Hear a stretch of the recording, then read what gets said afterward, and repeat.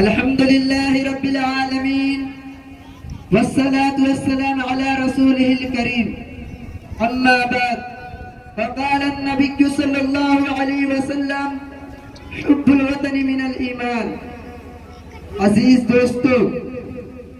آج کا یہ دن، آج کی یہ موسم بہار ہمارے لیے بہت ہی دلکش اور اظہار مسرت کا دن ہے۔ اس دن کو ہم اور آپ 15 اگست یعنی یوم آزادی کے نام سے یاد کرتے ہیں۔ سامعین محترم، یہ بات بالکل سچ اور اٹل ہے کہ مسلمانوں نے اس ملک کو غلامی کی زنجیر سے نکالنے کے لیے اپنے اہل و عیال ہی نہیں بلکہ اپنی جانوں تک کا نذرانہ پیش کر دیا، اور اس ظالم و جابر قوم کے سامنے یہ اعلان کر دیا کہ باطل سے ڈرنے والے اے آسمان نہیں ہم، باطل سے ڈرنے والے اے آسمان نہیں ہم، 100 بار کر چکا ہے تو امتحا ہمارا، 100 بار کر چکا ہے تو امتحا ہمارا۔ سامعین، بس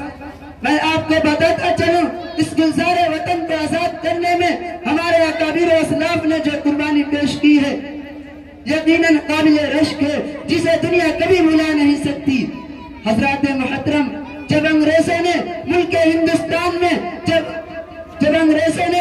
ہندوستان میں اپنا ناپاک قدم رکھا اور اپنی بدترین سازشوں سے اس ملک پر قبضہ جمانے لگا اور مسلمانوں کو غلامی کی زنجیر میں جکڑنے لگا، مسلم ماں اور بہنوں کی عزت و عفت کے ساتھ کھلواڑ کرنے لگا، اور مسلمان اس بدبخت قوم کے ظلم و ستم سے عاجز آ گئے۔ مسلم قوم کو چاروں طرف بس موت ہی موت نظر آنے لگی۔ ایسے ہولناک ماحول میں، ایسے نازک دور میں جس مرد مجاہد نے سب سے پہلے انگریزوں کے خلاف بغاوت کا جھنڈا بلند کیا تھا، وہ کوئی عام انسان نہیں تھا بلکہ وہ ایک محدث کبیر، امام جلیل، رئیس الاولیاء، فخر وطن، محبوب علم و فن، حضرت شاہ عبدالعزیز محدث دہلوی رحمت اللہ علیہ کی ذات گرامی ہے۔ شاہ صاحب نے دیکھا کہ مسلمان ظلم و ستم کی چکی میں پیسے جا رہے ہیں، تو شاہ عبدالعزیز محدث دہلوی رحمت اللہ علیہ نے برسر عام یہ اعلان کر دیا کہ اے مسلمانوں،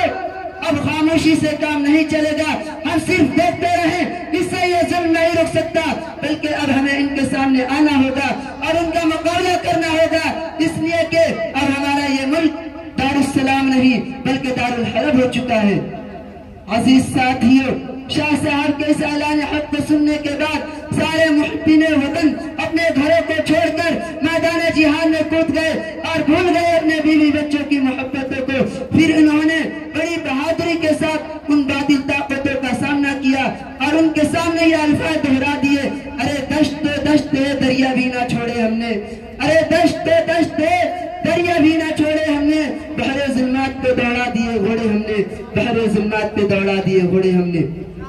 سامعین محترم، آپ تاریخ کے صفحات کو پڑھ کر دیکھ لیجئے، ہندوستانی تاریخ گواہ ہے، اس ملک کی آزادی میں مسلمانوں نے جو کارنامے انجام دیے ہیں، میں یقین کے ساتھ کہہ سکتا ہوں اگر ہم اپنے بڑوں کی قربانی کو اپنے خون کے ایک ایک قطرے سے لکھ دیں، اس کے باوجود بھی ہم سے ان مجاہدین کا حق ادا نہیں ہو سکتا۔ عزیز ساتھیوں، دیکھیے انہی کے کتاب میں خود انگریز کا رائٹر ٹامس لکھتا ہے، میں نے دلی کی چاندنی چوک سے لے کر خیبر تک کوئی درخت ایسا نہیں دیکھا جس درخت پر علماء کرام کی گردن نہ لٹکی ہو۔ میرے دوستو، یہ کوئی قصہ کہانی نہیں ہے کہ ایک طرف سے سن کر دوسری طرف سے نکال دیا جائے۔ دوستو، یہ تو دل کو دہلا دینے والی بات ہے، ہم اور آپ کو جگا دینے والی بات ہے۔ حضرات محترم، ان سب باتوں کو اپنے دلوں کے اندر جگہ دیجئے اور اسی وقت یہاں سے عہد کر کے لوٹیے اور دنیا کو یہ بات بتا دیجئے کہ ہم ان ویروں کے بچے ہیں جو دھن کے پک کے سچے ہیں، ہم ان ویروں کے بچے ہیں جو دھن کے پک کے سچے ہیں، جو لوگ غریب بھکاری ہیں جن پر نہ کسی کی چھایا ہے، ہم ان کو گلے لگائیں گے، ہم ان کو سکھی بنائیں گے۔ میں انہی چند باتوں پر اپنی تقریر کو ختم کرتا ہوں اس شعر کے ساتھ۔ یہ ترنگا دیا ہے ہم نے تم کو ترنگے ہی سے پیار کرنا، یہ ترنگا دیا ہے ہم نے تم کو ترنگے ہی سے پیار کرنا، کافی عرصہ لگا ہے سجانے میں اس کو، اسے کانٹوں سے بچائے رکھنا، اسے کانٹوں سے بچائے رکھنا۔ ایک کو مارو گے تو 1000 آئیں گے، ایک کو مارو گے تو 1000 آئیں گے، میرے وطن کے دیوانے بے شمار آئیں گے، اور جب جب چھائے گا اس وطن پر غلامی کا اندھیرا، تو بھگت سنگھ کا لے کر کردار